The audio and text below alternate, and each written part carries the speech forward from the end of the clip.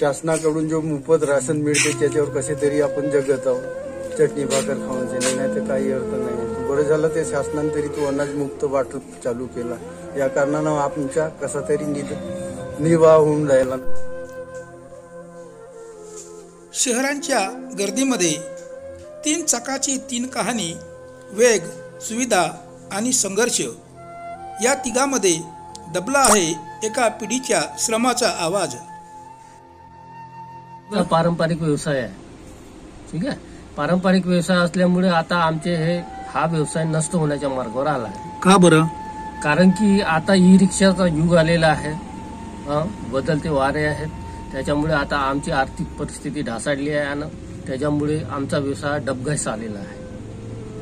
मग तुम्ही ई रिक्षासाठी प्रयत्न नाही केला का? नाही, प्रयत्न केला आम्ही, आम्ही नगर परिषद क्षेत्रात असल्यामुळे आम्हाला पंचायत समिती, जिल्हा परिषद मध्ये स्कीम आहे, पण ते आम्ही त्याच्यात फिट बसत नाही आणि ही स्कीम आहे नगर परिषदला आणि नगर परिषद ते स्कीम राबवत नाही। तुम्ही एवढे दिवस झाले रिक्षा चालवता, किती वर्ष झाले चालवता? आता आम्हाला हा व्यवसायाला कमी 30-35 वर्ष झाले। एवढ्या दिवसात तुम्ही कमाई केली असेल ना, मग का कमाई केली, पण आमचा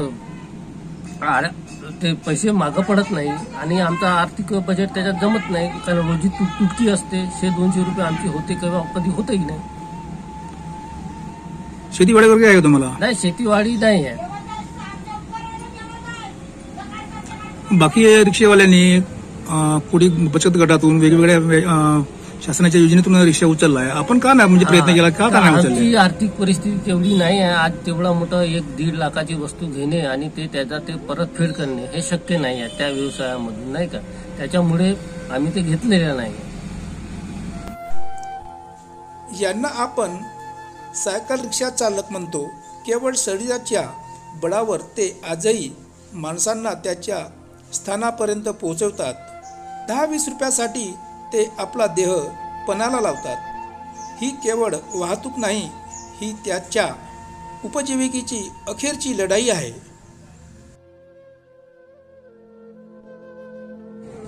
काळ बदलला, तंत्रज्ञान आलं, ई रिक्षा आली, कमी वेळात जास्त कमाई, प्रदूषण नाही, चालकालाही कमी श्रम, प्रवाशासाठी एक उत्तम पर्याय ठरला आणि 5 बदलाने सायकल रिक्षा चालकाच्या पोटावर थेट वार केला।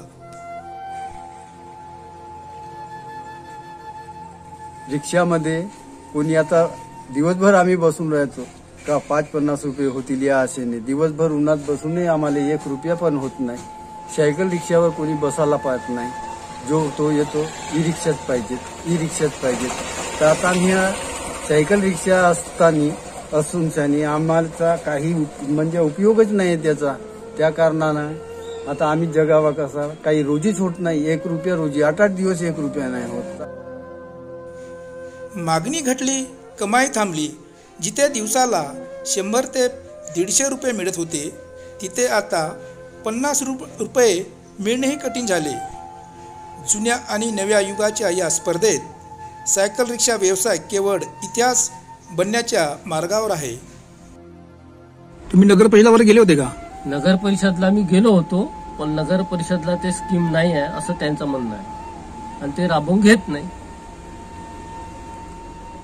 कितीदा गेले होते नगर परिषदला? मी नगर परिषद 1-2दा गेलो होतो। काय म्हणाले ते म्हणतात की बाबा हे स्कीम नाही आमच्याकडे आणि तुम्हाला ते लोन सिस्टीमला टाकावं लागेल असं ते म्हणतात। मग लोन का घेत नाही तुम्ही? लोन घेतात, पण ते राबवून घेतलं पाहिजे त्यांनी। ते म्हणतात आमच्याकडे नाही, बँकेकडे आहे। बँके थ्रू घे म्हणतात? हा, असे उडवाउडवीचे उत्तर देतात।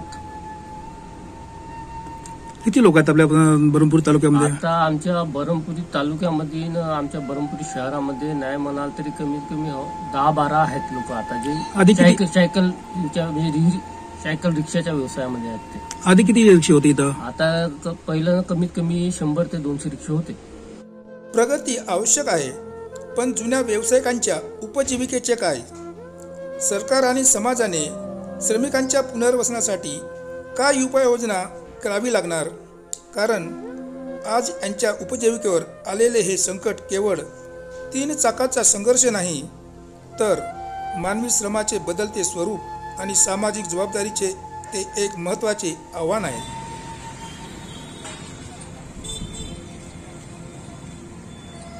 चौका चौकामध्ये रिक्षे राहायचे. सगळे लोक 50-50-100 रुपये कमवायचे. जेव्हापासून ह्या ई रिक्षा आला तेव्हापासून आमच्या धंद्यावर मरीचा सावट आला समजा. बिलकुल धंदाच होत नाही, बोनी बी होत नाही. सांगू शकता शासनाला तुम्हाला काय मदत, कसली मदत हवी आहे? मला काही ई रिक्षा जर मिळत असेल तर बहुत तुमची मेहरबानी होईल.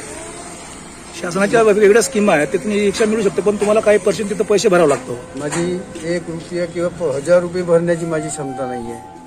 मी का भरू, खाऊ का आणि भरू का? 1 रुपया होत नाही माझ्या रोजीचा. का करणार मी? माझ्या पोट भरायचीच मोठी मुसीबत येऊन गेली आहे. आता कसं जगावा हेच नाही समजत आहे. मग तुम्ही परपंच कसा भागवता? मग तुमचं कमाई होत नाही तर? शासनाकडून जो मोफत राशन मिळते त्याच्यावर कसे तरी आपण जगत आहोत. चटणी भाकर खाऊन नाही तर काही अर्थ नाही. तू बरं